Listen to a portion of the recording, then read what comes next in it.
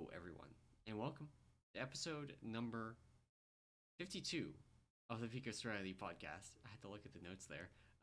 I am one of your hosts, Emallson, and as always, I am joined by my co host, Anomoly. Hello. And this week, we are going to be talking about how Covenants have played out so far. Geez, is it really 2 months into the expansion? No, It, 1 month. 1 month it's into about a the one full month, yeah. Well, yeah, one month full and a month half. in. Raid opened a month ago, Yeah. which is really the important thing for us. Yep. So yeah. But before we get into that, we had some stuff happen this week that we want to talk about. Yeah, we actually had a lot. It's funny. I started putting this together and I was like, this will probably be a quick week, but there's actually a lot of things that happened, and I'll try and sort of group it together in sort of a couple of sections. So earlier this week, one of the big things earlier this week, Ian had an interview with Forbes. There was a couple of things that came out of that interview, based on some of Yeah. his comments and things like that. So two of the big things that happened was number one, they asked a couple of questions around like the reward structure, basically comparing PvP to Mythic Plus to rating. Um, and yeah, Ian basically mentioned like they think the PvP reward structure is great, and they think they potentially need to make some tweaks to rating and Mythic Plus, which is, I mean, we talked about this. We had a whole episode on it. That was last week, right? Yep. Where we talked through like essentially today PvPing is probably the best way to gear, to essentially fill in holes for any gear you might not get from like maybe a Mythic Zero swoop, on a newly leveled character or something like that. So sounds like at least they're looking at it, realizing the Yeah. potential issues, um but yeah, so that's being discussed internally. So I maybe some changes, maybe do not, I don't think know. it is interesting to know. It sounds like they are happy with the PvP gearing, which means that our fears that they would go, oh, PvP gearing is too good, let's neuter it, are Right, yeah. probably not going to come to pass, and we will No. instead be looking more at the uh, PvE gearing system. In particular, I think probably Mythic Plus getting improved. Yeah. Yeah, no, definitely. So, I mean, hopefully we'll see something maybe like one additional item, or, maybe a less restrictive, or sorry, more items for like higher key, like plus keying or whatever it's called, like plussing it, right? Yeah. Um, so yeah, so more to come on that one. Then the other big bombshell, not bombshell, but the other big point was there was a comment made that it's looking like a late spring release of 9.1. So it was sort of a passing comment about like what is upcoming, and that they're excited for 9.1 coming, in late spring. So essentially that puts that in like the April May type time frame in terms of release of Yeah. 9.1 potentially, which is fun, um, because that means PTR soon, which is We are fun. soon-ish, but it also, like, that's in line with their typical release schedule. Maybe a little bit on the long side for a first tier. Hmm. Um, like Legion had, I don't remember the name of the raid, but Herja, not Herja. Hell yeah, they came Hmm. out after Emerald Nightmare to tide people over until 8.1 came out with uh, Nighthold. Right. Not 7.1 came out with Nighthold. Um, we're not going to have any, as far as we know, there is no Helya style mini raid coming out between now and then, which means that once people clear, in another month, a lot of guilds will be done with Castle Nathria. Obviously, a lot already are, but Right. way, way, way more are going to be done in a month. Um, at that point, it's going to be farm for, in a month. It's middle of February for another 2+ months. Yeah. Yeah. So it'll be, I mean, it does seem a little bit long, but it also, I mean, to be fair, kind of seems like a short amount of time given Yeah. like the number of bosses left, and what we've seen pull count wise on some of the later ones, particularly like Legion or Stone Legion generals and stuff like that. So, Oh, um, we're probably gonna do a whole episode on that boss once we're done parking it, because I've heard yeah, some horror stories and it makes me think we're gonna want to talk about it. Oh, so get last. So a little bit of an aside as we step back here real quick, but I figured out how to dodge Wicked Blade. Oh, You just run back to the group as it's casting, and it misses you. Because that's what happened to me randomly last week when we were doing it in heroic. I just like ran out and then like started running back in thinking it hit me, and it never hit me, and then just went to the next target. So I never got the bleed on me. It was very, very I don't weird. So know if but I'd trust that. That sounds I like a wouldn't great trust way to cleave the entire group. I would not trust that at all. But yeah, that fight is still buggy as all Yeah. hell. So but yeah, no, yeah, so it looks like, I mean, kind of an idea of potentially when we get a release. I mean, to be fair, this is super speculative. It wasn't anything made or said like it wasn't like Ian came out and said, yes, we are releasing it at this date. It was more of just like, we're excited about late spring new content. So, you know, that's sort of the Ian piece. Yeah. Um, I gotta say, I am way less excited about 9.1 than I am about potential gearing changes. yeah, exactly. Exactly. That seems like the more exciting portion of the updates for Like, sure. to put this in perspective, I realized that I can get a PvP one-hander next week and upgrade it to item level 15, with Conquest possibly 220 if I get all the way to 1800. Hmm. Um, and if I can do that, then I can just replace my Denathrius weapon Yeah. with an honor weapon and a conquest weapon Yeah. and get like a 4 or 5% PS upgrade. Yeah, I mean it's ridiculous. It's ridiculous. So that's how I'm gearing my paladin pretty much exclusively. So yeah, it's not a bad way to gain some gear for sure. Um so yeah, so now we have two other updates. And I guess in the Forbes, go and head over to Wowhead has a couple of excerpts from it, but also you can head over to the interview actually on Forbes and read through it. Yeah. Probably a couple other things there that are interesting. So next up are two sort of more like overall WoW things or Blizzard things. So first up is they've officially launched the new Blizzard launcher 2.0 or BattleNet 2.0 launcher, I guess is what they're referring it It to it as. hasn't pushed the update to me yet. So I still have the old one. It's just I haven't restarted it yet. Gotcha. Yeah, no, that was officially launched. It was said it was going live over the weekend, probably Okay. slowly rolling out to you. Yeah. I've been running it as beta for a while. Yeah, I Um, used the beta one. The beta one briefly broke for me, so I switched back and I never switched back to the beta. But it was fine. yeah, it's I just mean, I just hit the play button anyway, so the play button looks nicer. It's a flat, so like kind of button look. I mean, yeah, but other than that, new launcher. The social stuff's kind of interesting. It's been nice to use that to sort of talk to people outside of the game. But other than that, same old launcher, just get your games, things like that. Um, and the other update was that a bunch of people have been banned for the unlimited Stygia farming. yeah. So there was a almost akin to the Destiny loot cave, if you ever played that game from Destiny Yep. 1. There was a cave where mobs would continually respawn pretty much instantly, and they dropped Stygia. So you could sit there for essentially hours on end and farm unlimited Stygia. Um, They and also did not give progress on the Eye of the Jailer, so you could literally yeah, stay there because Stygia gain turns off when you hit mhm, Maw 5 or I5, whatever you call it. You hit the yep, max. yeah. Um, because they didn't give progress on that, you could just sit there and do it forever Oh and yeah, it was never, never actually have to. So, yeah. So it was awesome, and the actual punishments doled out were a mix between 1 and 7 day bans. I'm assuming for basically how much you exploited this, yeah, along with conduit level decreases. yeah. So you basically lost conduit levels And or conduit ranks. that's the big Yeah. one because people might remember there was a similar situation in Legion. There was a world quest that was bugged that you could just turn in over and over and over again for artifact power, and Hmm. they banned people for like 3 days, but they didn't take away any of their progress, so they were still way ahead of anybody that didn't exploit.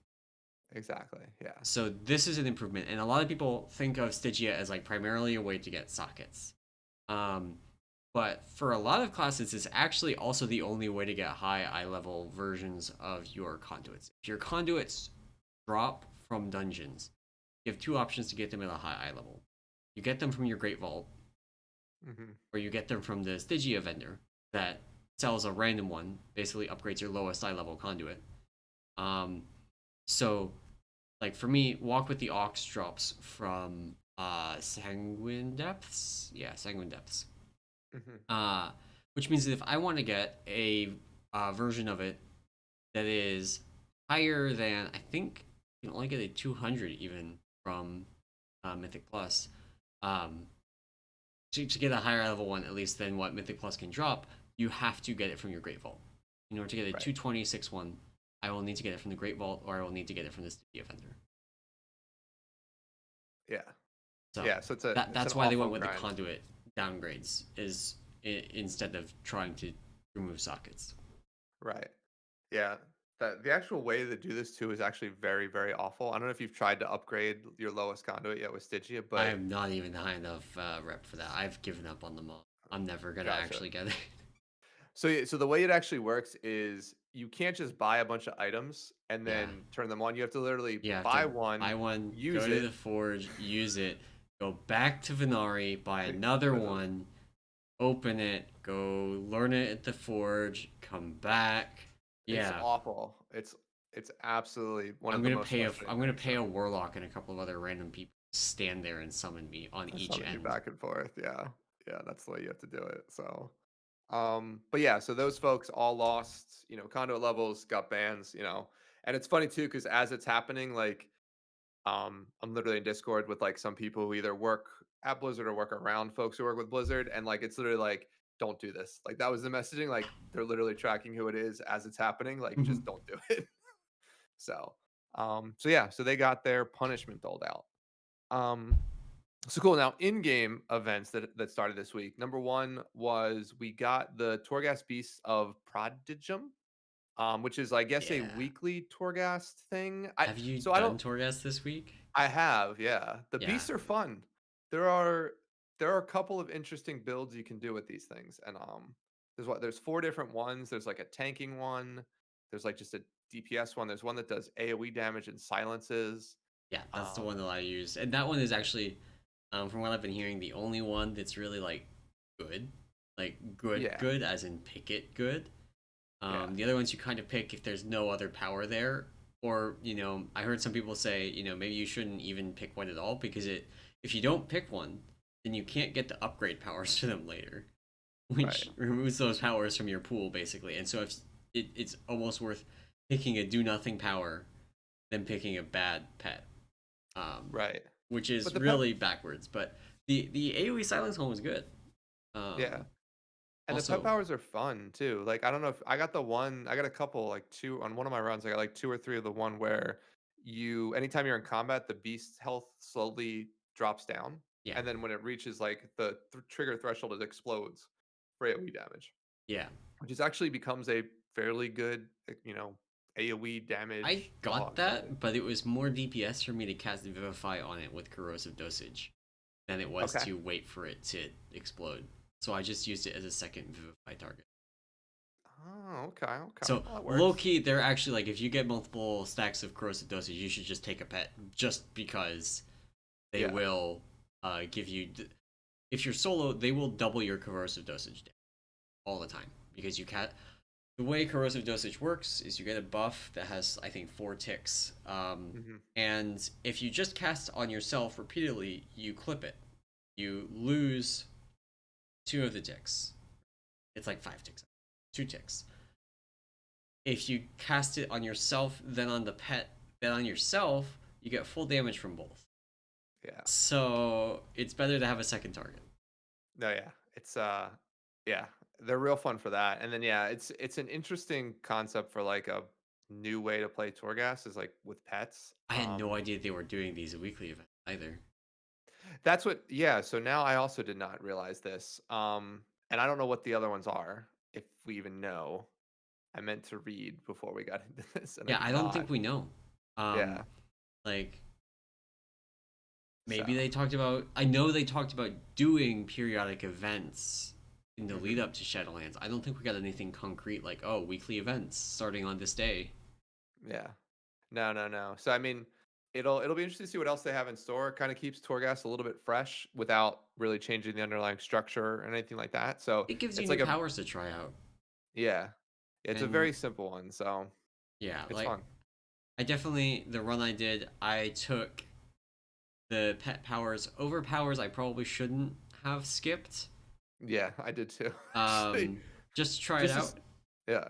And like I only did 2 Torghast runs this week on my monk. I need to do 2 more on another character, but I mean, I actually probably will play around with the pets more on that character because it's my paladin and there's only one paladin build and it's really boring at this point. Yeah, yeah, yeah. Yeah. So yeah, no, it was definitely it was fun to sort of mess around with that. And we'll see what else they have because I mean that's a very easy way of introducing something fairly simple, right? But it's new powers, you know, new stuff to interact in Torghast with. So that was cool.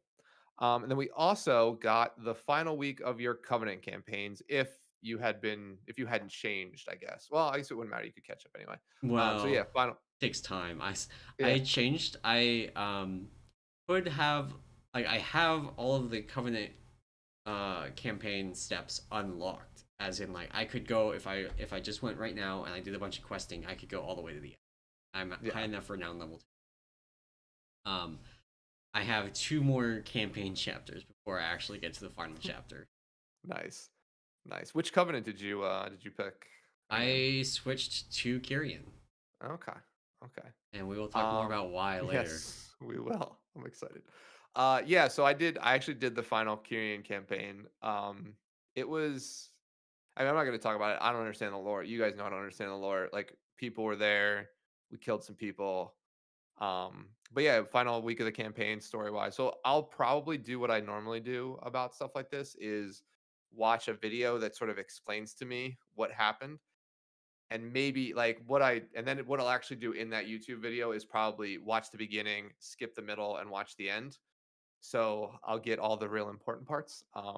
But no, I mean You it'll be won't find interesting to out see about like the minor lore characters that show up in the middle of it, yeah, well, I mean what they're whatever. like Milhouse Manstorm and Maleficent Manstorm, Brother and sister, the duo. famous brother and sister. Oh Yes. my god, I'm never gonna live that down. Oh, I'm so glad. um, So yeah, but I mean that was if you're story nerds, not nerds, but if you like the story and WoW, you get the sort of final conclusion this yeah, week. So I will say thus far I've been very unimpressed with the Kyrian story.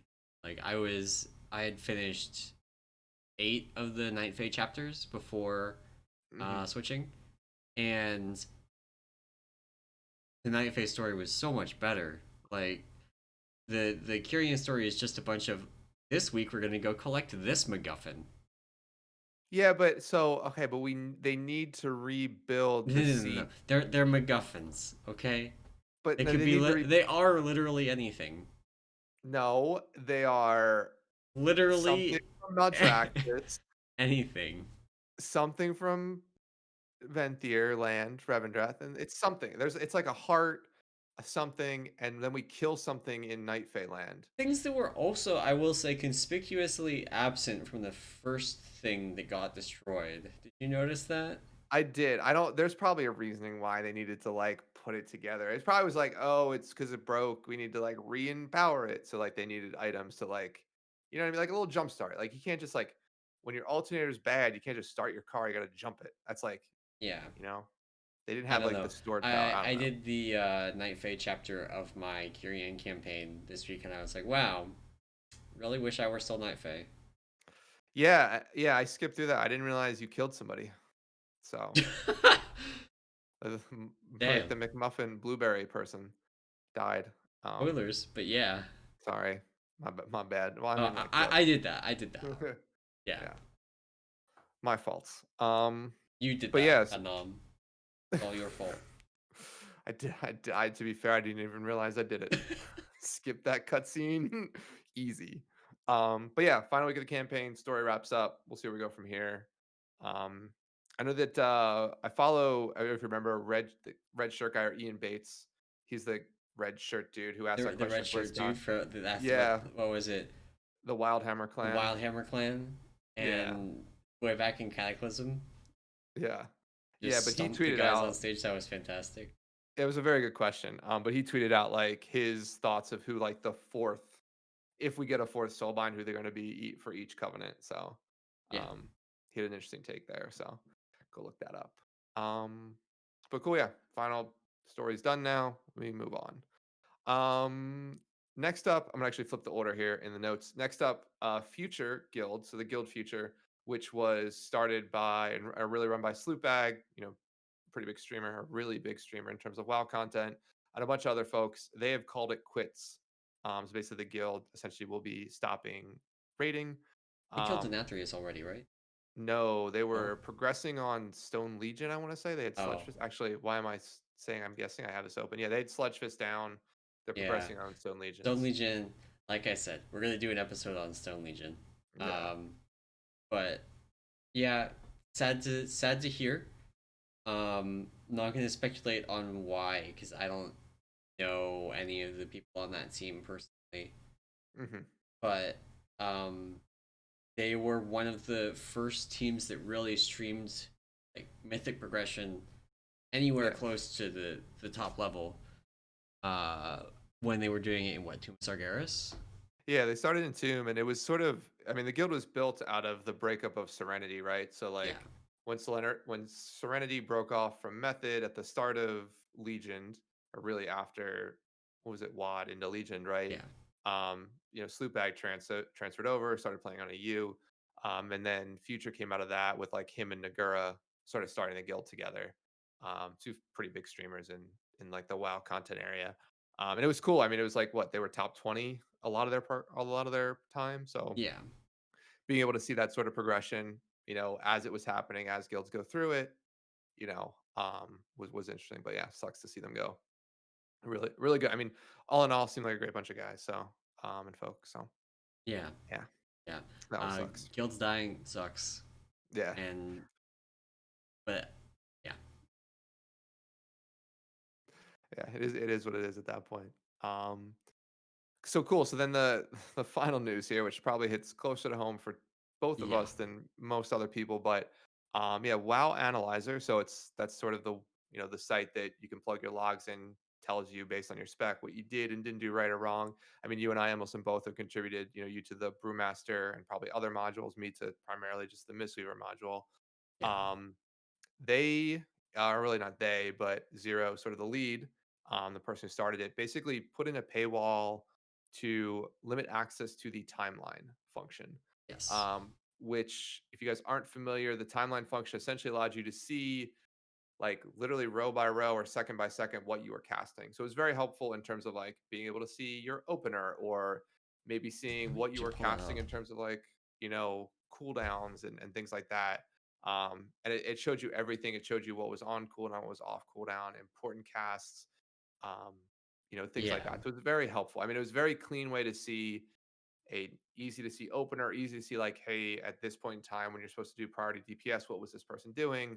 Or, under healing cooldowns, what were you casting? So this was moved to a premium only feature, which essentially means you either need to contribute, which is free other than your time, to the to WoW Analyzer in terms of like GitHub PRs and things like that, or you need to be a Patreon to gain access to it. So cause a so little sorry. yeah, this is what the timeline looks like and what the paywall looks like.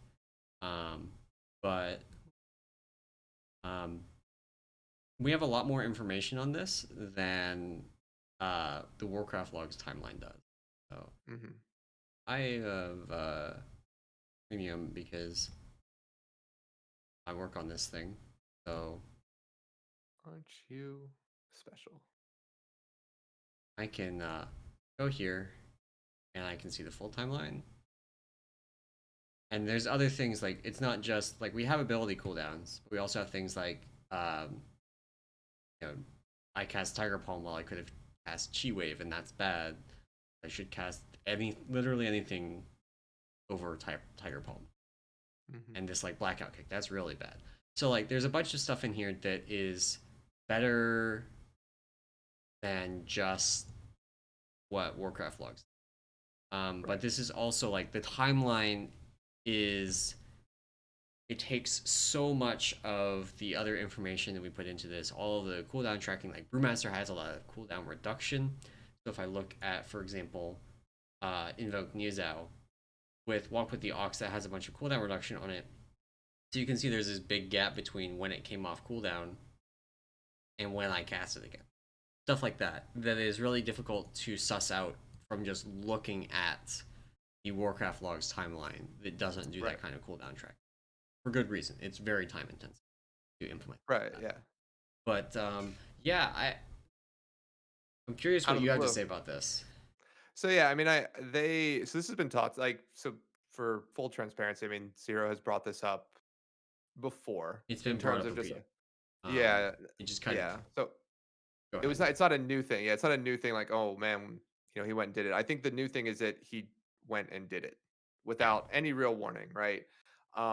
It was sort of a discussion about, potentially what can be moved to more premium sort of only features just to continue to fund sort of development, right? Like, there is a lot of stuff that goes on in WoW Analyzer, like beyond just server costs, right? Like as a contributor, you know, you at a certain point will, Zero will use some of the funds from Patreon to give you money to pay for your WoW subscription, right? So you can continue yeah, to play the game. and that's something Um, that happens right now. If you maintain a spec, you, yeah. you get your WoW sub going. Yeah, which is like that's great for people who want to maintain it because I mean it's not you're not quitting your job, right? Emallson, we're not like Yeah, these no, content creators are not like, 15 hey, bucks we're a month done. uh Yeah. does not cut it. But Yeah, but it's more than just like either yeah, going directly into his pocket or just server costs or so some exorbitant amount of money, right?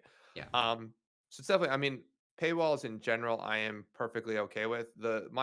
My feelings here is that like I don't agree with taking a previous feature that was free or at least open to everyone and moving it behind a paywall. yeah, I would have liked to seen something new be worked on and released and that be a premium feature. yeah. Um, This is I think also that oh, sorry. go ahead. No, I was gonna say I think that's my only issue with this is that essentially you take something away from the community that they're at least used to using and Yeah, now requiring some sort of payment for it, which in my mind is backwards. Like I get that everybody's time has a value, right? And a lot of this we do, and all of this we do really as a hobby, right? We're not getting paid to do any of this. So I understand that aspect of like, hey, I still need to eat, like I still need to pay rent and things like that. But the idea of taking something that was like previously free, that was I mean, I will tell you that I did not use it much, but I know that like Windwalkers use it a ton. Some of the feedback I've heard, like a lot of DPS classes loved it because you could see ability, breakdowns, things like yeah. that. So And that's something that that's I my thoughts. think surprised Zero as well is the number of people that came to the WoW Analyzer Discord after that went live and were like, hey, why is this the case? I was using the timeline a lot, and he thought it Yeah, was more of like this minor feature that people sometimes used, which it sounds like. I mean, I can imagine it for a healer being something like occasionally used, but with a yeah, lot of the DPS specs, they have metadata all over the spells that get cast, and it's like here you should have cast this here. This was a bad cast. This was an efficient cast. All of this stuff. Like I have a little bit of it in the Brewmaster stuff with Tiger Palm, yeah, but some specs have a lot more than that. Um, right, yeah. So, and I think that, I mean, regardless of its usage, I mean, even if it was a minorly used thing, I just don't yeah, agree with taking things away and taking things away without any sort of notice too. Like yeah. I think it feels I worse think that was because the it was sort of biggest thing for sprung. me Yeah, is like I started raid on Friday and then like partway through raid I heard the news that like it yeah, and so the way things normally work for WoW Analyzer and most software projects is you submit your code to be reviewed before it goes live, and Zero doesn't do that. He owns the project, so it's no yeah, surprise that he sent it straight to production, but it went straight from like his brain to production with nobody else yeah, having any immediate say in like, hey, wait, I think we should implement this differently, or hey, wait, I disagree with this, which yeah, definitely rubbed some of the developers the wrong way.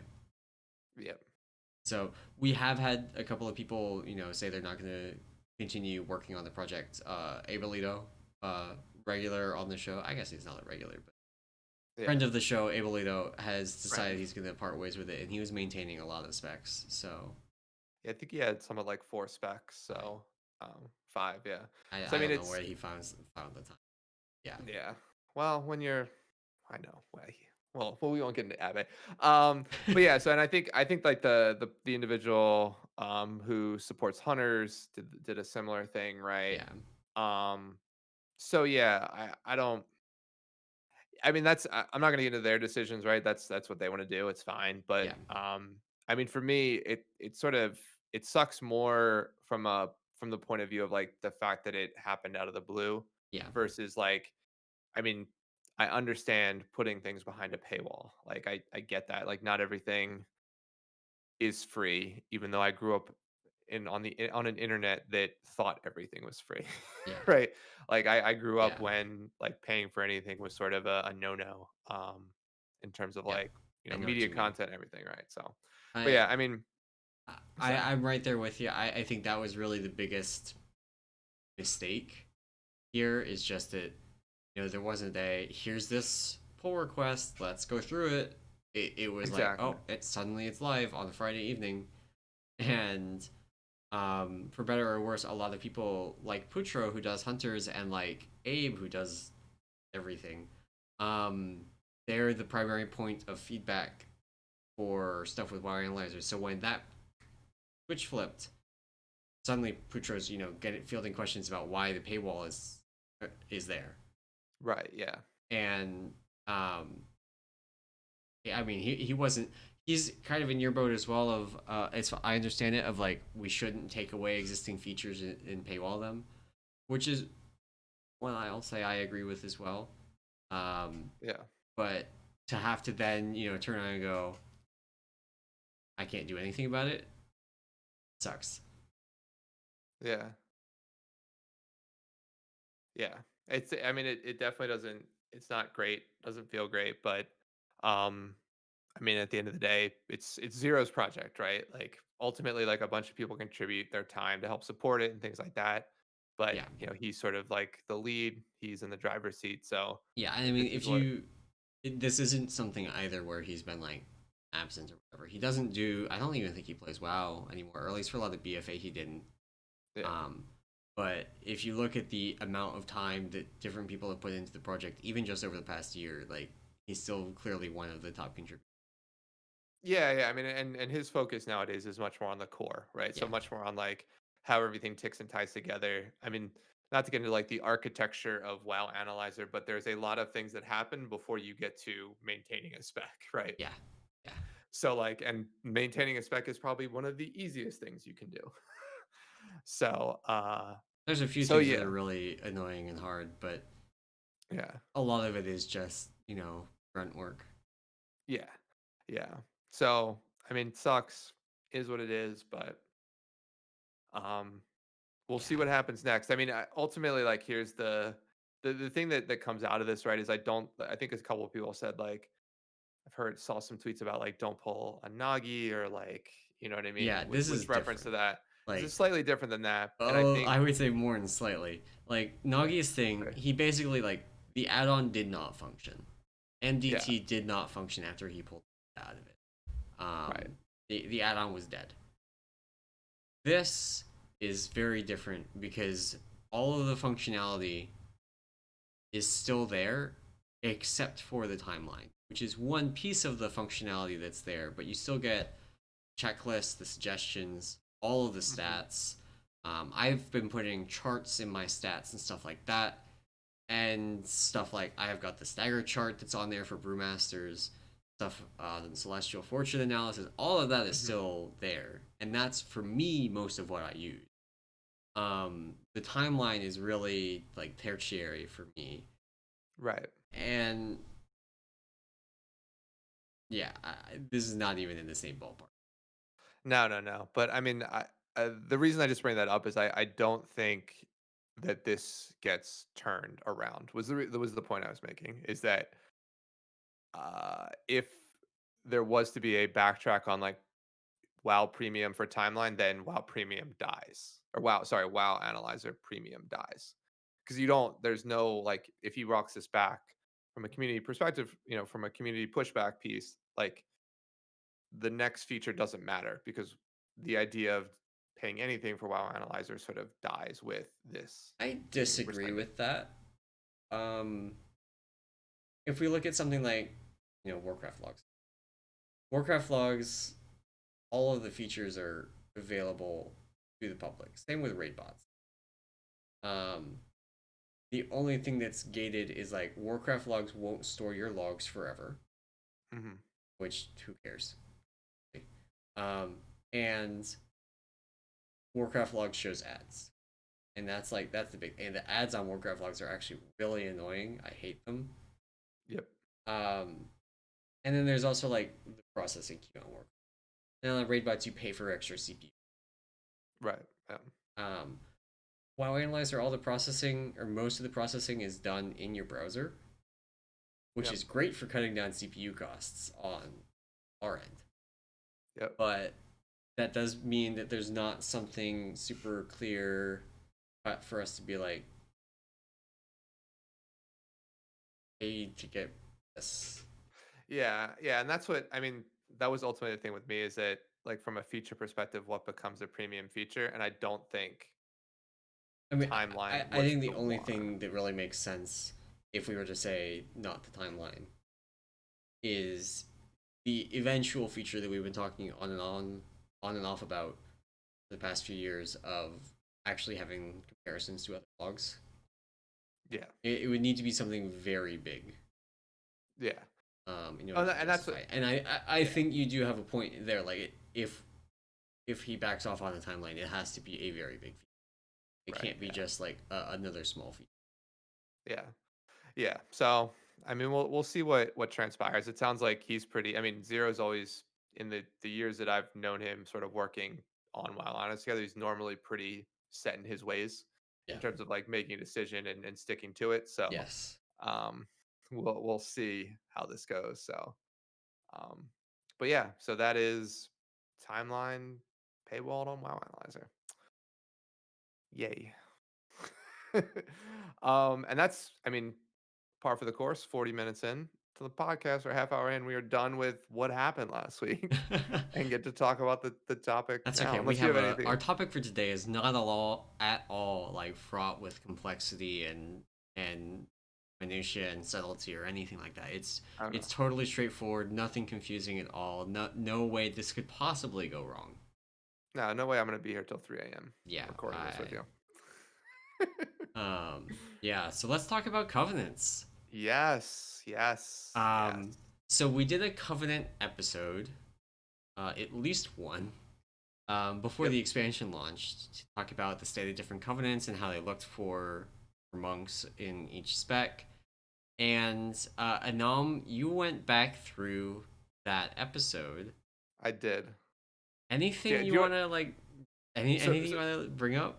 Yeah, so it's funny. So I actually so it was the August 8th episode. I think it was like 29 or something like that, or 30. Okay. One of the first ones we did. Yeah.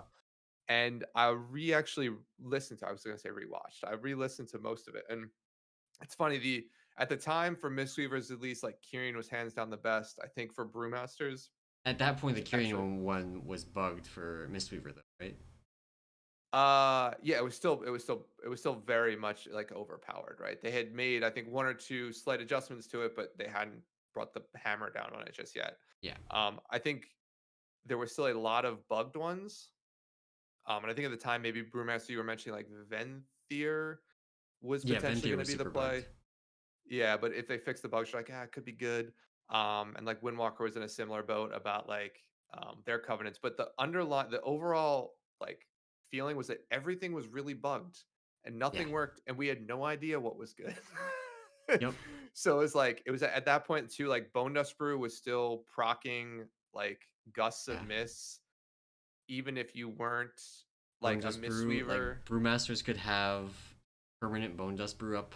Like it could just be Yeah, up for literally forever. yeah, Um, because of how it interacts with our Brew CDR. So there was a lot of really broken stuff happening at that point in time, and so I think things have changed since then. But how about um, what we put in the guides yeah. So at we launch? yeah, so the launch guides were interesting in that it sort of came 360. So it's funny, I do want to bring up one other episode. We did our launch hype special, basically Right. the episode right before launch. And it was like me, you, Mickey, Abe were on it. And we did a roundtable on that one about what we were picking. Do you remember what you said you were going to pick? I said I was gonna pick Night Fae. Yep. And remember what you said about Kyrian? I would never go. I would Yep, literally he would never. never do it, never go. So like at the time, like I was going Kyrian, you were going Night Fae. I think Mickey was going Night Fae, um, and stuff like that. But yeah, I mean, from the initial guide stuff, I basically wrote in, from a Mistweaver perspective, that basically everything but Venthyr was playable. Yeah. Like Night Fae was playable, And that's Necro what I was put on the playable. Brewmaster guide as well, is the everything Yeah, but Venthyr. And I think technically the Windwalker one also says that, but I think it's become more clear that for Windwalker, the right choice. right. Yeah. Yeah. So it was yeah, that was sort of our pre-launch idea that they were all, other than Venthyr lagging behind pretty much across the board for monks, every other, you know, covenant was essentially playable, right? Like you could pick it up, you could run with it, it would work fairly well. Yeah. Um so yeah, I mean that was a situation which I feel like we sort of hedged our bets a little bit in terms of like not one's just bad, just pick one of these three. Like one of these three will probably appeal to you and you'll want to play it. Yeah. So Yeah. Saying um basically don't pick that one, but the other three are good is fairly yeah, safe. It doesn't leave a lot of people feeling super bad that, they wanted to be a Necro monk and now they right. can't. Um, and I stand by that. The guides still say for Brewmaster, pick any of these three. Yep. Um, and I do believe that is still correct, especially as we get higher up in renown, which is an extra Yep. layer of complexity that's on top of this. Night Fae gains so much damage from the Burrs trait in Nia's Soulbind Mhm. that so this is kind of connected to I did pick Night Fae.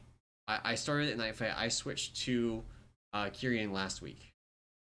Um, and there were two Okay. reasons for it. There were two Ooh. reasons for it. Okay, One and you're was one gonna of them you were wrong? no, you're gonna Oh. laugh though. You're gonna fucking laugh about the second one. Okay. So the first one is that without burrs, in my current year, Night Fae was about 5% behind in damage from Okay. Tyrion.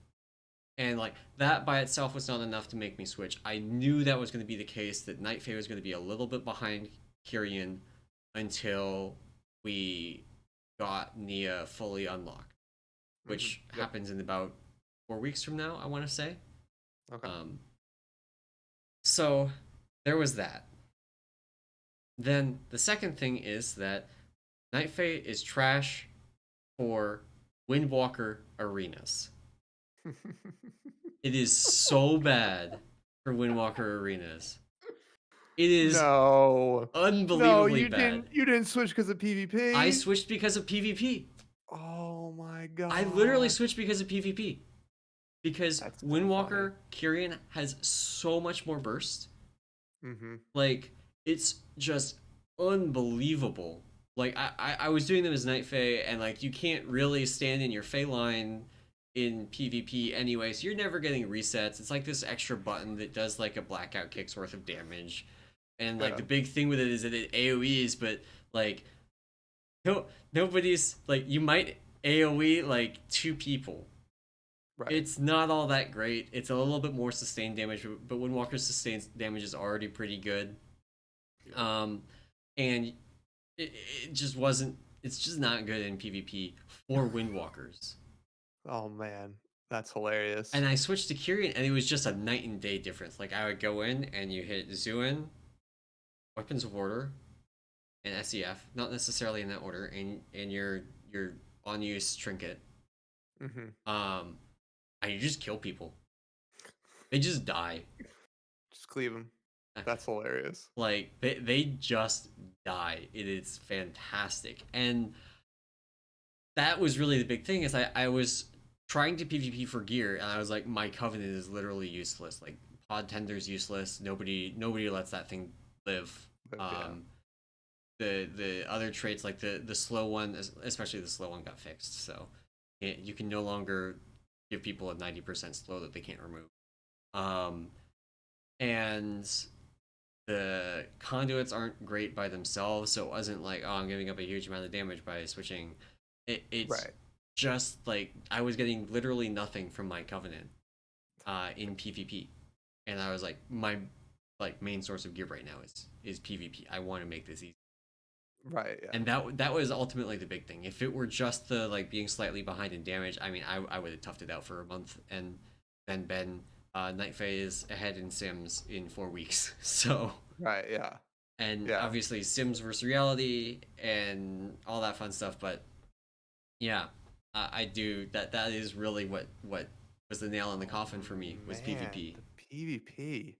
I can't believe you left your Night Fae brethren I'm to still not join happy about it. to join the Kyrian, a covenant you said you would never join. Oh, weapons of order When is hot trash. I hate that button. I hate it too. So Um, it's actually fun for Windwalker. I do like it as Windwalker. It still feels so, bad to like press a button and nothing happens, but yeah, the it's the way it works for Windwalker. I do think is actually pretty. Um, nice. it's way more. It changes your rotation pretty substantially for the duration. Um, Yeah. so that's good. Um, one of the other things, and this is like more minor, but on the subject of like things we got wrong about covenants, it turned out to be a lot harder than expected to fit Feline Stomp resets in particular into the Brewmaster rotation. In Yeah. theory, it's just oh, skip a Tiger Palm, but between that and the Charred Passions legendary, it wants you to replace your Tiger Palms with Wait, did you Spinning Crane Kick. which what was that legendary name again? Charred Passions, yeah, I yeah, I sh- said it, okay, I'm just making yeah, sure. That was awesome um, in that episode, by the way, yeah. where you pleaded with Hamlet to change the name. Oh, it's still a bad name. Yes. Um, so that one wants you to replace your Tiger Palms with Spinning Crane Kick, like Yeah. half the time. And then there's fact currently Chi Wave is better than Eye of the Tiger, partially because of Charred Passions, but also just partially because it's inherently a little bit better. Um, means that we have less free globals than ever before. Not Gotcha. ever before, but than we did in BFA, and so it's harder. It's just harder to fit those extra Phalanx Stomp casts in. Yeah. So, Yeah. Yeah. That's funny. I can't believe it. That's the but really, it was PvP. That was the main. yeah. That was the So exact opposite reason I am no longer a Kyrian as of Thursday evening. I am now a oh God, I can't believe I'm gonna say you're a this. Necro Lord. I'm a Necro Lord. Oh my god. I have to zone into that zone every day to pick up my calling, and it's just Has it painful. made you stop doing callings yet? No, no, no. I now I have to catch up on renown, so I have to Yeah. do them for the off chance I get the So increase. Yeah. what's so special about Necro Lord? So yeah, so when we talked about Necrolord at the start, so Bone Dust Brew, of course, is Covenant ability. Yeah. It's fairly good in terms of like increasing healing, right? So anybody hit by it from an ally perspective, if you heal them, there's a chance that you get to like replicate the healing in sort of a Right. gust of mist type fashion. Um, so it's very good in terms of healing. However, that's not the only thing it does. There is a soulbind, Emery, that their initial ability is every time you use Bone Dust Brew, you gain a 13%, I believe it is, intellect buff for 10 seconds. Oh. So our main stat buff. Yeah. So it's a very strong cooldown, very strong intellect buff on a 1 minute cooldown, which in terms of damage patterns in raids lines up very well for something like Dancing Fever on Council of Blood, Yep. the Mythicalian mechanic, or the suck-ins, or sorry, the Zymok like uh, Annihilations. the Yeah. annihilations and things like that. So it's very much a good ability to have. And honestly, you mentioned Weapons of Order is bad on Brewmaster. It's actually became increasingly more difficult to use it as a Mistweaver. Um, Yeah. in terms of like where do I pair it? Because if I pair it with other cooldowns, I feel like I'm over cooldowning. But then if I use it by itself, I might Doesn't do very much. like drain my mana for like just I'm trying to cast just to cast. So Yeah. yeah, it felt bad on either side Yeah. in terms of its usage. I think it's ultimately still good, particularly if you end up pairing it with like Invoke Chi, the level what is it? Not the 50, but the one below that Yeah. talent row. So it's good with that, but ultimately I literally doing Council of Blood, I would do pulls and not know where to cast Weapons of Order and just get angry at myself. Like Yeah. getting into like the final mob. So like 7 minutes in and being like, well, I casted it twice already. The first time sucked. Nobody took damage. I barely got any usage out of it. And the second time, I just casted it because it was off cooldown and I didn't know what else to do with my life. Like I had a GCD. I'll hit it. Maybe I'll use it. Maybe I won't. Yeah. So it was just generally frustrating to use. And I think that was it's funny, like, we talk about, like, why we might have switched, like, you mentioned, like, not enough potentially on paper, it looked like you had the globals to use Night Fae, Phalanx Yeah. Stomp. With Mistweaver, it's apparent that, like, from a mana usage perspective, like, Mistweaver's like, we just don't have the mana recovery that we had in, um, In in BFA. BFA, right? And we are potentially using more mana like to do similar healing, right? And I'm trying to dance around the fact that I don't think we have mana issues. I think it's just our mana costs seemed higher, than they were leaving BFA. Yeah. So, I mean, that's the biggest reason for my switch is just being frustrated, like wanting more throughput at a very specific time and not having a cooldown for it. Like and then looking across the divide at this shitty yellow looking zone with these dumb green looking people with the perfect cooldown I can use Yeah. was like the thing that broke it for me that I was just like, God damn it. Yeah. And it doesn't help things either. So like I should be clear. Like we do actually have the globals to use Night Fae. It's just when we get a proc, you have to look at okay, is Blackout Kick off cooldown? Hex Smash Hmm. off cooldown? Is Rushing Shade Wind up? Is Breath of Fire off cooldown? If any of those things are true, then you ignore it Right. until all of those things are not true. um, Right. Yeah. and that's what it makes it harder, and harder means mistakes, and mistakes Yep. mean less damage. Um, on the other hand, Weapons of Order is very straightforward to use Brewmaster. Um, Hmm. there's really not a whole lot of thinking to it. You press it, you press it while Keg Smash is on cooldown, then you press Keg Smash, and then you just do your normal rotation. And ideally, you get Invoke Neozao in there, and you're actively tanking because it multiplies your damage from Invoke Neozao. But really, that's all. Like, it's the same kind of thing that most DPS specs do, where they want to stack their cooldowns together. I mean, that's literally just what we wanted. Right. Um, Yeah. so it's very easy to use. It's just easier to get right, and Yeah. um, that's important. It's also good numerically. I Yeah. still don't like it, um, Yeah. but it is what it is. Yeah. Yeah. So I mean, I think we both just in terms of like, I mean, I think if I was not if I wasn't at the progression level I was, I think Kieran is probably can still actually I no, I wouldn't. I was still got Necro. What am I saying? Like as soon as I got to like these fights at the end, I just would have wanted that both that intellect increase, right? And just like the ability to have it every minute Yeah, is very strong.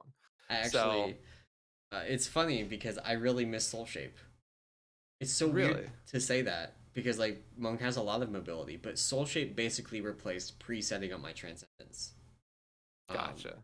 so there's a bunch of places now that I have to actually set up my Transcendence in advance, like on Hungering Destroyer. I drag the boss out for Consume, and I have to then go all the way across the Consume circle Right. to get to the raid group, and I was using Soul Shape for that.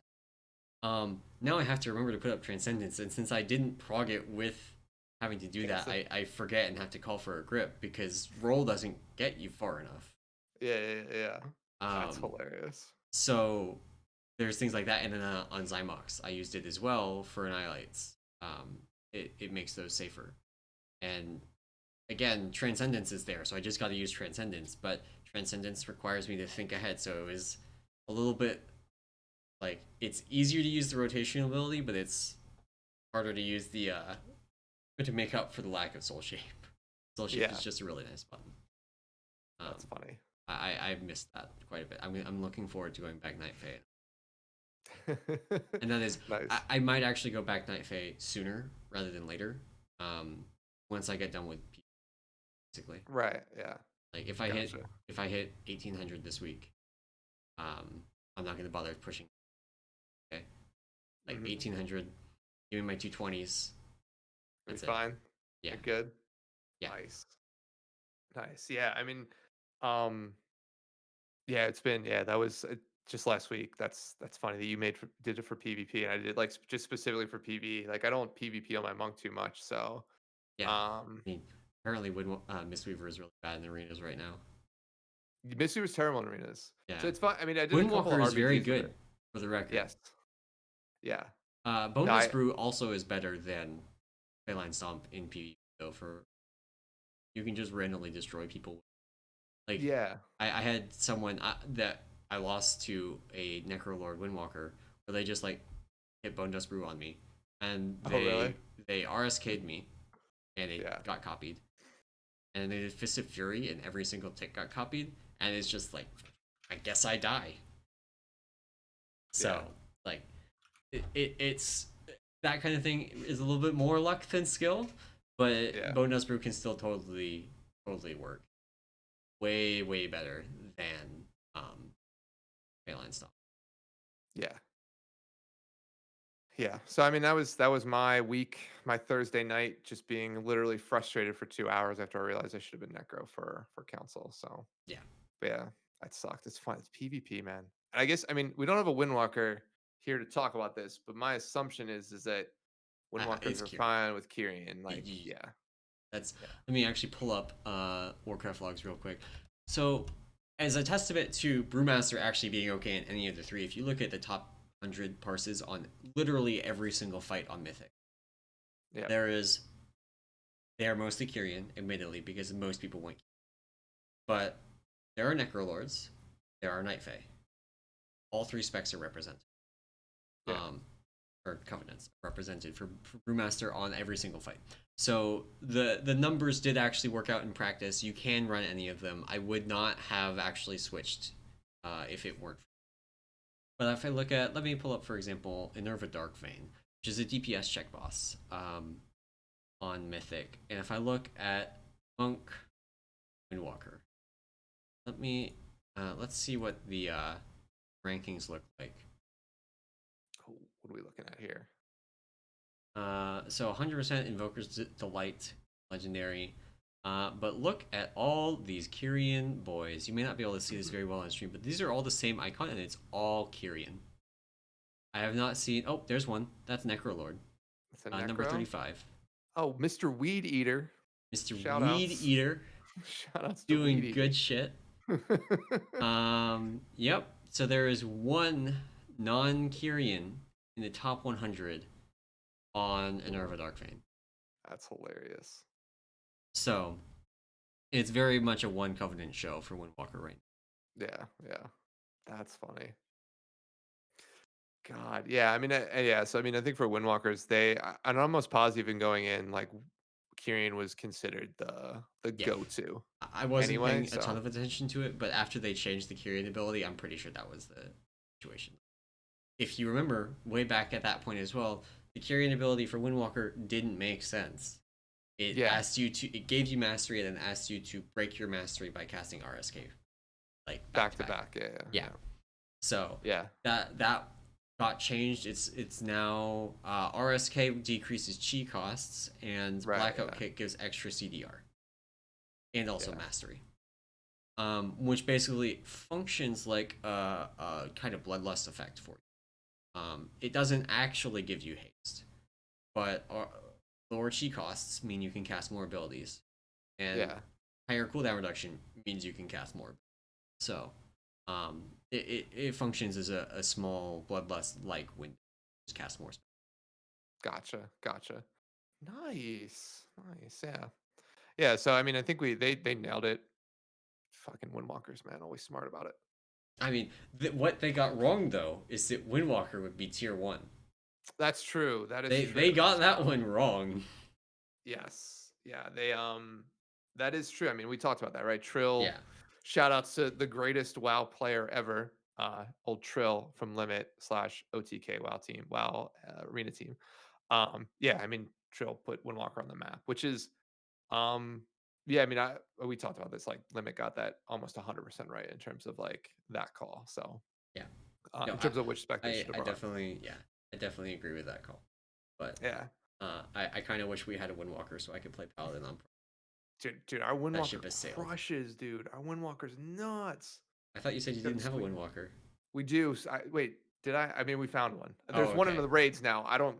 He just showed up. I'm Okay. assuming we recruited him Yeah. to play with Yeah. us, but he's been there the past couple weeks. Shout out to I think Dangle. Is his name Dangle Sack? Did you get Danglesack? He used to be an Yeah. OE. Oh, did he? I didn't Yeah. know. Yeah, yeah. Dangle's raiding with us now. Oh, that's cool. Yeah. But yeah, we got Dangle. He pumps, dude. Dude's Uh, good. yeah. I didn't realize he was an OE. Actually, you know what? I did. I meant to actually ping you or Babs about that. Babs would have been the person to talk to, Yeah. but yeah, because he was on the midweek. Gotcha. That's funny. But yeah, Dangle pumps.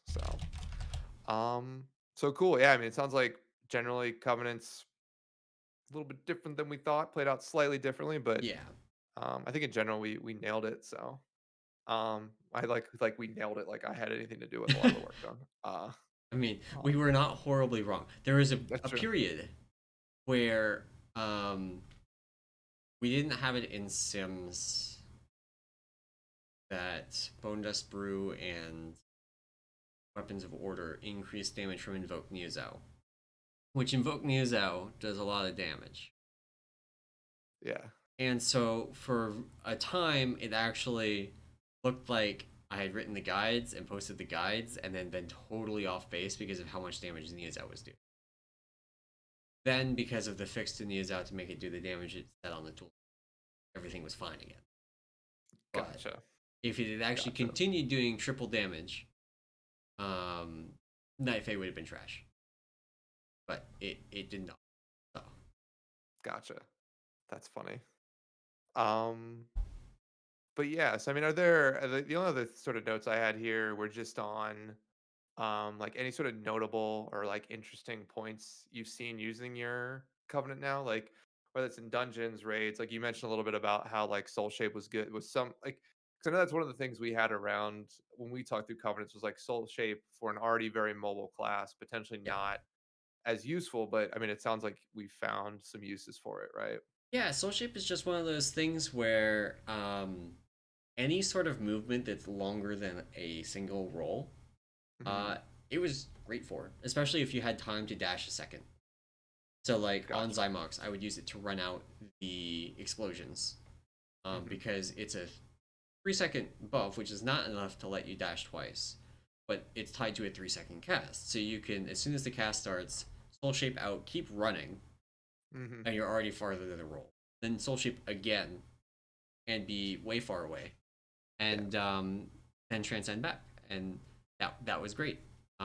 And you could throw some rolls in there as well. You know, maybe you don't soul shape out immediately. You roll plus soul shape, or you do two rolls in soul shape, and you get really far out. Yeah. You know, there's different things you can do, and it's just soul shape actually just moves you really far. Uh, Yeah. it's That's actually a funny. great movement.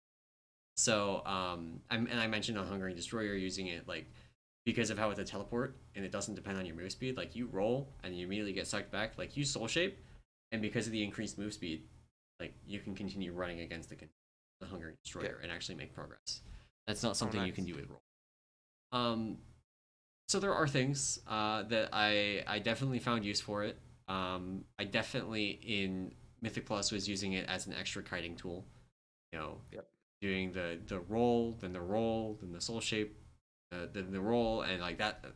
Turns out it's good, and like you throw a Yeah. Yeah. Yeah. transcendence in You there get the. somewhere, and nothing ever touches you. That's funny. And in probably lose thread at some point, but that's what rogues are for, or hunters. Yeah. Yeah. Um, but yeah, I've actually been way less impressed with File of Serenity than I thought I would be. Yeah. Yeah. I mean, having rated with it, I mean, it's great.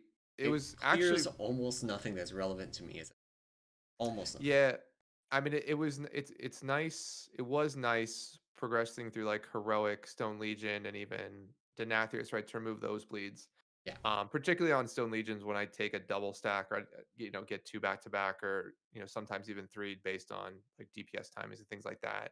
So or screw ups by me and or someone in my raid. So it was nice for those situations. It's yeah, particularly early. I've used it much less since we sort of gotten those on lockdown in yeah. terms of like the heroic progression side of things. I'm assuming it would have come back if I was still Kyrian for It um doesn't work on Stone Legion, I think. oh, on Mythic it doesn't. It Okay. actually like it's in the dungeon journal that you cannot bop or it doesn't Dial in. literally list abilities, but it says this effect cannot be cleared by normal, Gotcha. and So it just interesting. doesn't work on the end bosses. It does work Gotcha. on the early bosses. You can use it on Huntsman, you can use it on I have Shriekwing, not there, yeah. use it on Sun King. Those are the bosses with relevant bleeds, and Yeah. two of them are the first two bosses you kill. Like they do let us do things like we don't tank swap in phase one of Huntsman because my co-tank is a Kyrian Demon Hunter. So they take Gotcha. the dog that does the bleed the whole time and they reset their stacks using file. Um, Yeah. and that's nice, I guess. But it doesn't really. It's not really a factor, and it doesn't heal for enough. Like it's worse than a health stone. Yeah. So Yeah. if I use my health potion and health stone and then I need a third one, I have the file. Yeah. It is better in Mythic Plus. I have not been doing a lot of Mythic Plus, um, but yeah, Yeah, and I can see the potentially, but yeah, it didn't turn out as crazy or like, oh, this is sort of great. That was my yeah. feeling. And Lincoln's agreeing with me. File is a lot better in Mythic Plus. There's so many more debuffs that you can clear that like doing a Mythic Plus 15 is still reasonably difficult. We are reaching the gear point that a lot of people can actually successfully time 15s. Hmm. Um, but they're still reasonably difficult, and so having that ability to clear it and the ability to have it reset from pull to pull instead of being once per fight Yeah. is good. Um, but yeah, not as good for Yeah. raid. No, no, that's for sure. But yeah, and then I mean, Kyrian did have some interesting like dungeon buffs too, doing enough dungeons. So particularly like Spires and Necrotic Wake. Like Necrotic Wake was nice for the verse orbs that you got from the big hulking animatronic thingers dudes. That's Necrotic Wake, but yes, Oh yeah, right. Spires is the spears. yeah. Necrotic Yeah, Wake also has spears, but they aren't covenant locked. The spears and right. spires are. Yeah, Are yeah. Yeah, so I mean some interesting things there. I mean Night Phase were the stun things in the other side and yeah. the Decidedly less good yeah, than not as the great. buff than the Kyrian ones. Yeah, and then the in what Tyrna Scythe, Genocide, you get a it's 10% main stat buff and a skip, and yeah also checkpoint. checkpoints. Which I mean the The checkpoints, checkpoints are very real.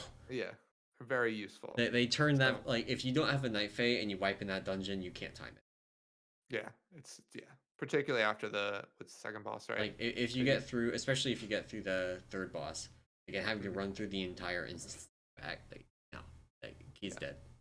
Like, you yeah, will exactly. probably still complete it for the one piece of, but he's dead. Yeah. So yeah, um those didn't turn out too great. Even the Venthyr ones aren't that exciting. Like I don't even know a Venthyr monk, but I I saw mean one if in I did, PvP. oh, did you? I saw one in PvP. I hit That's Ring of crazy. Peace, and all of his little Fallen Order things did nothing.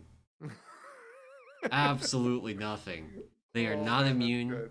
There's like a million of them. That's so It's good. like an unholy DK pressing army, except the army isn't actually very good. That's so funny.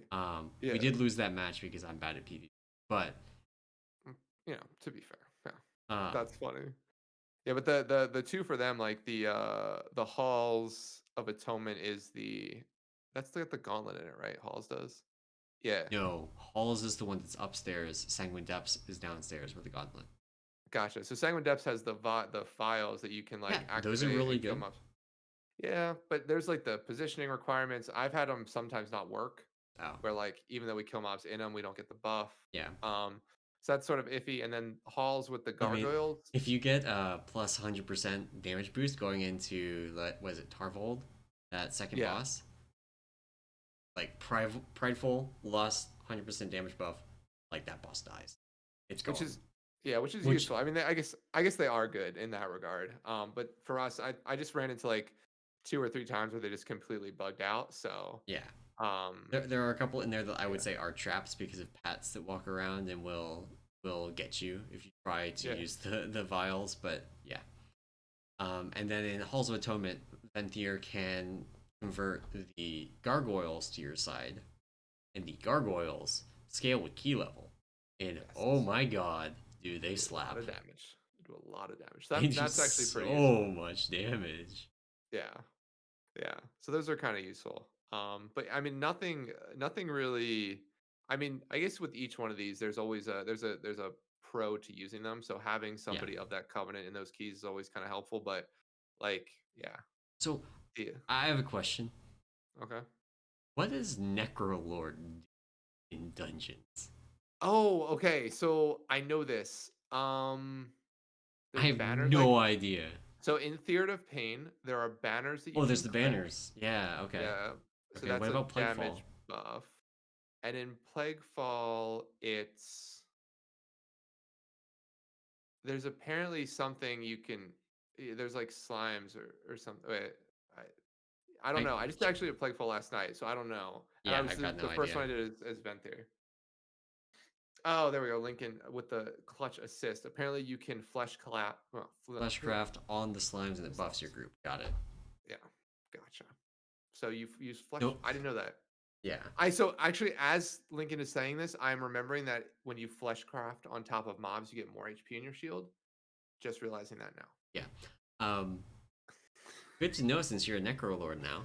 Good to know since I'm the premier Necrolord. God, dude, I hate saying that. The Sucks Mistweaver so in my much. guild is Necrolord, but they actually main swapped to Resto Shaman for this tier.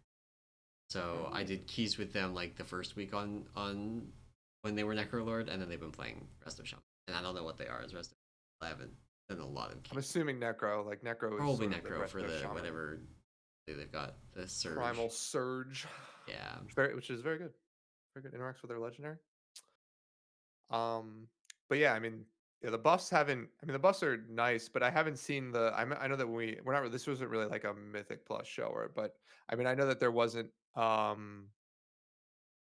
There wasn't the like the fear of like we're only gonna take people who are this covenant to these You do dungeons, see right? that to some degree. The ones that are more noticeably strong, Okay. people do like if you try and do a 15, they'll be like, okay, we don't have anybody that's of the right covenant for this. We want to make sure we get that last one. Like Hmm. if you try and do a halls, people will look for a Venthyr. They won't necessarily only go Venthyr, but they will Right. look for one. And so Yeah. I've gotten whispers like what when applying for keys. Um, and especially I think the ones where it pops up the most are uh, Spires of Ascension and Necrotic Wake because the buffs are so good there. Yeah. And not being a Kyrian, like one of the few non-Kyrian tanks in existence for the brief time well, I wasn't. You're Um, Kyrian right now. yeah, I'm Kyrian right now. I definitely like I wasn't declined. It was just like they let me sit in the queue for a couple of minutes while they looked. Gotcha. Gotcha. That's funny. Yeah, I mean, at least for me, I haven't seen that as much, but I also have pugged, I think, maybe a key a week since the start. So Yeah, I have I not have done not pugged much. very many keys, Yeah, I mean, it's yeah, mostly Mythic guild Plus keys, is what it is. Yeah. and also just a So lack of keys. I did one key last week. same. I have yet to do a key this week on my Hey, monk, and tell me, you want to do a key after on my this? paladin. Oh no, I'm done. I'm done. I get my 2 mythic choices this week finally. Because we got Nice, 7 bosses down, nice. and then I'll get some PvP choices. So I'm fine with like Yeah. that. But yeah, no. I mean, yeah, I mean, covenant wise, they sort of. It's funny. at least for Mistweaver, I'm surprised how the one thing I will say, I didn't really talk about this when we were going through it, but the one thing I will say is that Night Fae at least seems less used than I thought it was going to be from a Mistweaver perspective, just in terms of like I'm gonna be actual totally parses and things like that. I'm gonna be totally So honest. yeah, Night Phase seems like it would be extremely annoying to use as Mistweaver, yeah, and that's probably a yeah. lot of it. Yeah, so I mean, it's just in general as a sort of like an anecdotal, like at least the questions that we got, like just basing on like questions we get in Discord and like looking at logs, like Night Fae just seemed a lot lower than I was expecting. I would have assumed it was much more of a like maybe not a third, a third, a third in terms of it, but definitely closer than it is. I mean, and it's funny, Necrolord actually is probably the most used Mistweaver Yeah, covenant at this point. So I think again, Kyrian is very clearly the one that most people went with for Brewmaster. mhm, But there are still very sizable contingents of Night Fae and Necrolord, especially Necrolord. A lot of Necrolord Brewmasters. yeah. And both of those are still very good. Like I said, I did switch to Kyrian. I will be switching back to Night Fae in a month when we get Nia fully. Well, you get your easy mission table back. So Yeah. Oh, that actually goozled me. I was gonna be able to get my second rank 4 legendary this week. Um, my Kyrian mission oh, table good. still has level 60 Soul Ash missions. Oh, nice. It's So because you might have a level. Do you have like a level 30 or I something? have Or a level level what? Level? 24 meatball. Yeah, that's what happened to me. My meatball. Like Yeah. every one of my other like guys on Necro My are like my troops are 4. level 11. Yeah, my meatball level 32. Fucking meatball, dude. So, God. yeah, I can't do Soul Brutal. Ash missions as Kyrian. I still didn't. I never did one on my monk when I was Kyrian, so I mean, I know Kyrian it's a lot harder, but I have absolutely no chance. Like by the time I actually get to the point I could do the Soul Ash missions, yeah, it's gonna be I'll over. have the legendary already. Would you? Yeah. Yeah, that's funny. Um Yeah, so cool. So anything else on covenants? This is kind of a short one, just sort of like a quick little recap. So Um, I will say, a lot of the story elements and like the non-player power progression elements of Covenants, I've been really impressed with, really happy with. mm. The Night Fae story, I will say again, a lot better than the Kyrian story. So And wait, so hold on. For the uninformed, what is the Night Fae story? Can you explain it? okay, so there's two main plot threads throughout it, and they kind of alternate. The Yeah. first one is the plot thread where you're dealing with Tyrande, who is in the Shadowlands. She jumped in at the very beginning of the expansion, if you remember that. And she's been running around the Maw, kicking ass and taking names, and losing her goddamn mind. And so we've been working with the Night Fae to keep her from going full crazy. And Oh, so there's been some okay. stuff there, some further development of the Night Warrior kind of story. And then there's also, and honestly, this is maybe part of the reason why I think the Night Fae story is so much better.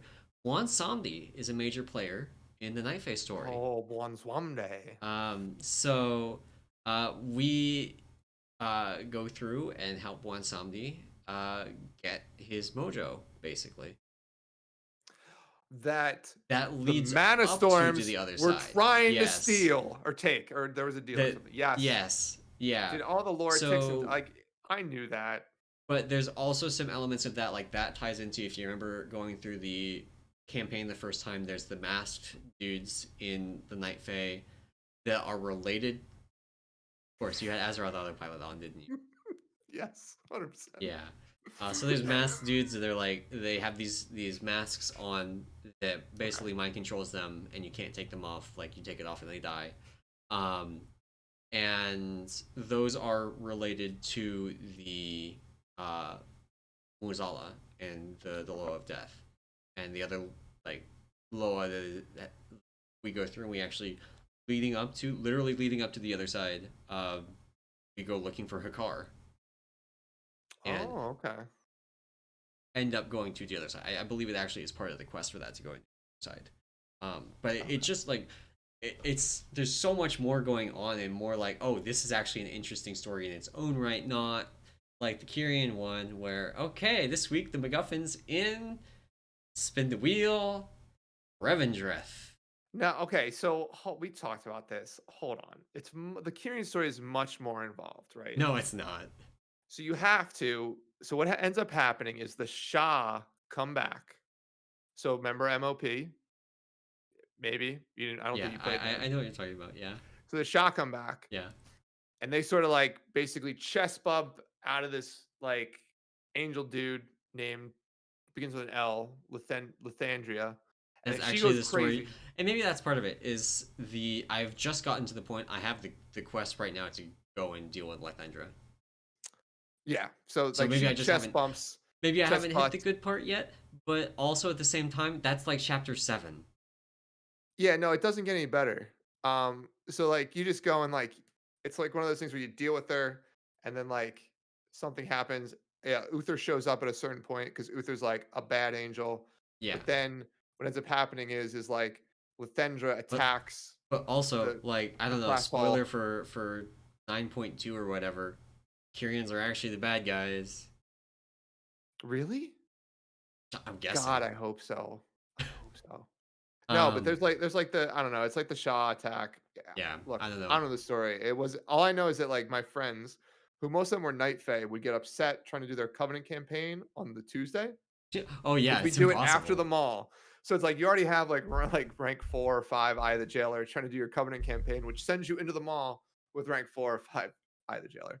So I was like, I'd never. I think we went to the mall I once mean, on also in I'm the pretty beginning sure campaign. like 90% of the WoW player base at level 60 is Night Fae.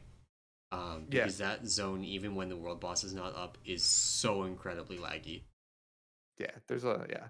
I mean, it's beautiful. We talked about this. It's like Yeah, I mean, the most beautiful zone. So and a lot of the classes do have good abilities from there. Even if they aren't numerically the best, they are the best to play. If especially if okay, you're not. okay. Um, but yeah, I don't know. Like Lincoln's pointing out in chat that the Kyrian storyline is basically setting up Uther, and it's just like I don't know. I feel like they wasted 6 of the chapters of the story where like the Night Fae had interesting things going on the whole time, and like there's still your go and collect 15 bare asses quests in there, Yeah. but there's interesting story through the whole thing. Whereas like I literally did 3 campaign chapters and it was just okay, go and get the MacGuffin from Maldraxxus, from Revendreth, and from Ardenweald. That was it. You, Like but you kill people. yeah, and that was like the Night Fae one was the highlight of it because that was the one that actually like even though it was just a MacGuffin of the week, it was still interesting and it was the only one that was like that. As far as but it sounds like there are some more interesting story beats coming up in the Kyrian one. The Venthyr one though has also been pretty good. There's a couple of duds, a Yeah, couple of I've been hopefully doing Venthyr on my paladin. It's yeah not been. It's like Sun King or like Kale is the back or something. I don't know. yeah. There's um I think I just some finished weaker it ones actually. earlier on, but then you get to like spoiler Maldraxxus stuff happening, and it's like, oh, okay, this is actually interesting. There, This is around the time that you start going around with Kale. The oh infiltration wait, by the that's right. Necrolord, There was the some House of like Rituals. again. I don't. I should really Yeah, listen to the and they story. literally they name drop Kel'Thuzad, like Oh wait, you get to Kel'Thuzad kill him. interfering. You Oh, you fight do? him. Oh shit. Sorry. That's okay. I haven't done my Covenant campaign on my Paladin this Sorry. week, Oh, but that's spoilers. okay. I was hoping he would be a raid boss. I mean, it's Kel'Thuzad. He's probably still going to be a raid boss at some point. But Yeah. Yeah. Fuck. My bad. um.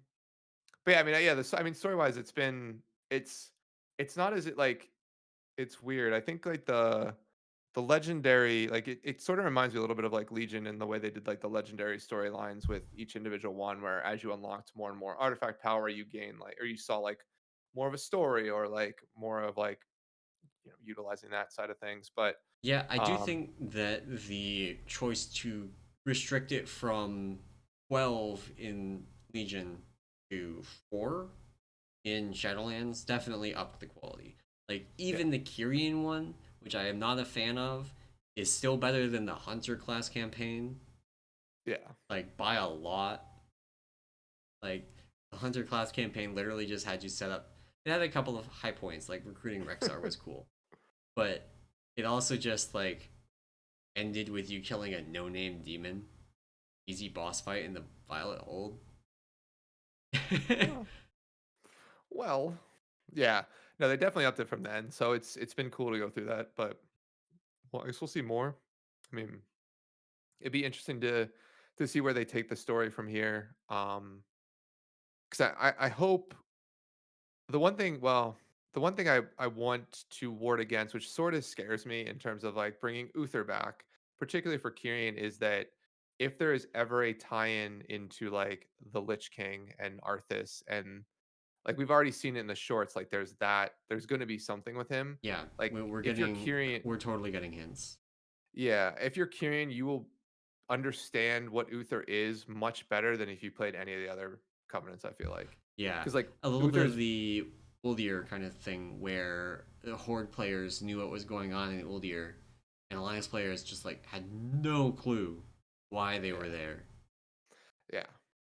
yeah yeah, and I mean, yeah, similar like Kale being a boss in Revendreth and like actually being able to interact with Kale as Venthyr has been as much as I don't pay attention to the story, there are certain things I will pick up on. And yeah, there's been some it's yeah. I just hope it doesn't end up being like Uther being a major player because I think he deserves a better introduction to the other covenants than just, oh, Uther showed up. Right? Yeah, Like, you know what I mean? Or like, hey, Uther was in that short 6 months ago that you saw at the beginning of the expansion when they explained what Bastion was, and now yeah, oh he's a major player. Like they need some sort of like in between. So, yeah. but and that yeah we Uther I think is an easy point to do it, but I mean even if like Lich King or sorry Kel'Thuzad is a larger point towards the end here not the end but towards the next sort of Yeah. patch content and story content it would suck for non-Venthirs because she'll just like show up. So um yeah we'll see how that goes though. Um, so any other Covenant stuff? I mean, we both literally changed from Not what we without getting originally thought into we were gonna like be. baseless speculation about what'll change in 9.1, but we can save that for a little bit closer to 9.1. Yeah, because I mean, I don't. Yeah, I It don't would be care. totally it would be guessing. Yeah, yeah, Guessing. sort of throwing at dartboards. Yeah, we fight about that for a little bit. So cool. I think that is it for for at least our initial topic today. We And now have we get into questions. my favorite part of the show, questions and answers. So yeah, so every week we go and pick up your questions that you send us and we answer them here on air on the podcast live on the stream. So if you do have any questions, you can send it to Emallson or myself through Discord, Twitter. I mean, if you know my address, you can mail me a question. Also, if you know my address, that's a little weird. Please don't like Yeah, dox him. please. Yeah, please. So we only got one question this week, but it's actually I a have pretty one more interesting from one. Discord. I didn't put Oh, cheat because I got it during the show. what? I am the question person, Emilson. I need to know. I'm just kidding. So yeah, so we apparently have two questions today. Um, And if eh, Twitch chat wants to ask questions as well, I'll throw that out there. We will totally take questions from chat yeah, during this. that's true. I should also say that you can now that we've gotten this live streaming thing working a little Yeah. better, we'll take questions from chat. So yeah, so first up is Soji, my boy, hashtag delete SEF. Um, they ask, Soji asks really good questions, actually. They ask, if you were to redesign the Covenant abilities for your specs, how would you do it? Feel free to ignore the repercussions of and how it affect other specs. Just assume it was completely spec specific or something. It only has to be cool and thematic. So, Emelson, what Covenant would you choose and what would you redesign their ability to be? Okay, so the only two I actually think I would really redesign would be the Venthyr one and the Kyrian one. Okay. I like Phalanx Stomp. It could use with some improvements, but it's pretty good. Bone Dust Brew, Mhm. same story, pretty good. Especially I like its interaction with the existing brew toolkit. It's good. Mhm. Um, Venthyr, though. Ooh, I like the existing one would just go away. There would not Fallen Order doesn't make any sense. Mhm. And no, none of it. As for what would be in its place, that's harder to say. I would probably say something along the lines of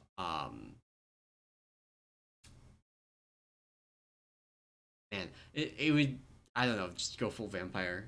Have it literally be, draining the enemy. Like just give you an attack. Like so they've got the uh which of them in there's some of the enemies in Revendreth have claws. Like Yeah. basically do that. And that's the covenant ability. You hit that, Okay. you strike with those claws, it does a health drain, and maybe it's rotational, maybe it's a cooldown and you have it up for the duration, something like that. I Hmm. think would be a lot better. And it fits Gotcha. in with the kind of martial arts thing because like brewmasters in basically don't use weapons anymore, so Yeah. Yeah. you can do that. And Interesting. then for Kyrian, I would throw away weapons of order as well. Just throw it away. Okay. Okay.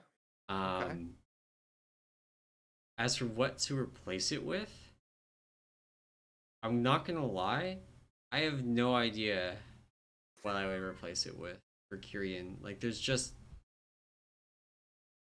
I don't know. Okay. I mean, the Ventir one sounds interesting at least. So like a health drain, DPS cooldown. For Mistweavers, I would probably also replace Fallen Order of Ventir. But I would generally redesign something in terms of a. So Ventir is very much a like anima focused vampire sort of covenant. So from a thematic perspective, I'd probably do something around like you pull in anima from your surroundings and sort of buff something on yourself. So sort of like a cooldown that very Yeah, much in probably in the vein of like Thunder Focus Tea in terms of like a Mistweaver usage, right? On something that you basically hit and it buffs like your next ability or next set that of abilities that could be really based on cool. like the anima around you. Yeah, it's pretty, I guess, like I mean thematically it probably makes sense. It's less exciting because it's very much just like a But I mean, even like you rotational could piece. kind of do something in the vein of what I was talking about, where instead of it being a Yeah. health drain, like as you are in combat, it like drains anima from things that you hit, and then for Mistweaver, it does it differently. Yeah. Anima, from, Yeah, exactly. And then you can leverage and that then to like like it buff charges something up a else. Yeah. bar, and when the bar is full, you can it, and it Yeah. like a big like limit break kind of ability. That would be cool. Yeah. So that might be that would probably be what I would I mean I don't Venture would be the only one I think I'd spend some time on actually redesigning and doing it. Yeah, And I think that would be cool to have like a rotational. I'm always a big fan of like builder spender type gameplay, even around healers. Like I've been playing a lot of Holy Paladin lately. Love Holy Power, just in yeah. terms of like the way it's Holy used. powers So worked out really yeah. So I mean well. I'd do something like that. I think so. I would probably, maybe I wouldn't entirely throw out weapons of order for Brewmaster. I would Hmm. maybe go in a direction that is more like the Windwalker version of it, where instead of it being just a mastery steroid and flat damage increase, it's like, okay, blackout kick decreases the cooldown of your bruise and keg smash Hmm. Yeah. for the duration, and then keg smash, gives extra bruise CPR and does more damage. Something like that, where it's giving you that same kind of ability steroid where you can press a lot more buttons during that weapons of order window instead of just like pressing the button and having nothing change about what you're Yeah. doing for the next 30 Yeah. seconds. That makes sense. That makes sense. Cool, cool. Um, Well, I'm sorry. oh, go ahead. I was gonna say, well, thank you for the question, Soji. I think we got some really good ideas. I'll get Ian on the line. We'll get those in for Yep, probably yep. 9-2 ish. We'll say at this point. So I you're wouldn't be sub- welcome. Actually, here's a question before Lincoln's got one in chat that I think is really good. Yeah, Um, but before we get to that, what do you think the odds are that we see Soulbind or Covenant abilities completely remade in 9.1? 0. 0? I mean, Even something I like mean, Fallen Order? I mean, for monks, Like I could see Fallen Order getting completely remade. The ones that nobody is taking. the only so I Because when mean, you think about it, there's everything about the Covenant is class agnostic except for your Covenant ability and the one conduit that goes with it. If they're Yeah. replacing it, there's not actually that much that needs changing. It's just that one spell, which again, making a good spell is hard when you're doing it for so many specs. Yep. What do you? Uh, I don't know if we see a full redesign. Um, if only because like the mechanics of what that means in terms of like re-rolling, I think are a little bit too much for Blizzard to figure out in terms of an individual patch. Like, because in my mind, it like if they get a full redesign, that's great. But now, where's the compensation for someone that wants to then move into that covenant, right? Like, is yeah, it for the first time I you mean they could become just reset Venthyr, you get like our covenant reroll I'm sorry. stuff, so we could just switch to a new one. I mean, they reset it, but then you still at that point you have like all that renowned, all that anima. Like, Renown's not a big deal. yeah, I mean, yeah, it's fair. I I, mean, the anima stuff, the anima the upgrades, anima I think stuff, are going to that's fair. eventually be like the bigger deal. Yeah, Because I mean, like the anima grind, like you can clear the map with world quests, do a bunch, like you can get 1,800 anima a day at least, right? Um, but it's just a dang. slog. It's a Yeah, slog through it. Um, so yeah, I don't. I mean, I don't think we see a full redesign. I think the best we get are numerical changes.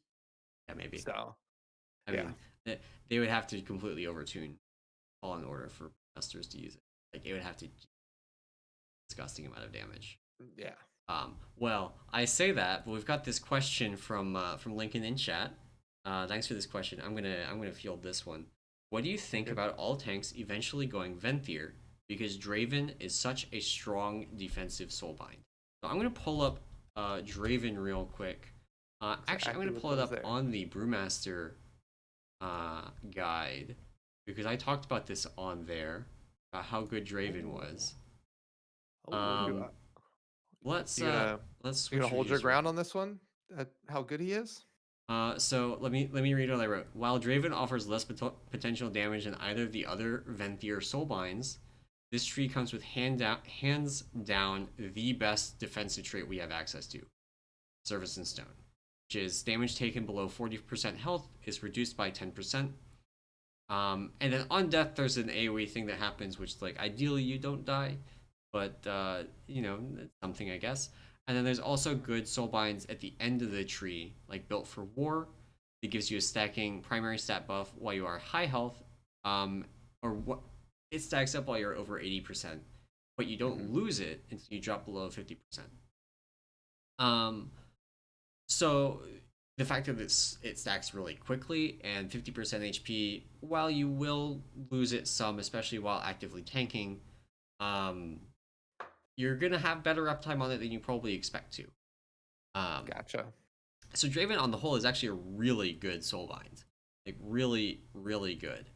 Um, so do I think tanks are going to swap en masse to Venthyr in order to use this soulbind? And I would say no, unless the Covenant ability is good. Prot Paladins, yeah. I once Draven comes out and people start seeing how good Draven is, I would not be surprised to see a lot of Prot Paladins switch from Kyrian to Venthyr. Because um Ashen Hallow is already extremely good. It's more damage Yeah. in raid. It is very good in Mythic Plus as just like okay, I'm going to use it on this pack and we're going to beat it. Hmm. It's I would say overall worse, but in specific scenarios better in Mythic Plus than Kyrian Prop Paladin. Well, I understand. My Prop Paladin's never been Kyrian, so I can't say, but I do miss the big AoE shields every minute or whatever. Yeah, yeah, yeah. Um, oh yeah, and there's also a 4% increase in seeds on Draven. Like Draven's just like really good defense. Um, but like for Monk, I don't think you will. I think that Weapons of Order, Phalanx Stomp, Bone Dust Brew, all of them are too good to give up compared to Phalanx Stomp. It's just or Fallen Order. It's just too far behind. Fallen Order is like Preventier, like 10% yes behind, 8% yes behind. It's just too much to give up in order to get the Yeah. Soulbind. And Brewmaster's not the like cockroach that it was in BFA and Legion either. Brewmasters are pretty vulnerable right now, and you will die.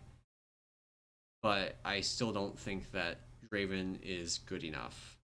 There are less good defensive effects on other trees, like Pelagos giving Mastery, which is extremely good for Brewmaster. Mm-hmm. Nia's got her max HP thing, which is not great, but it actually gives a lot.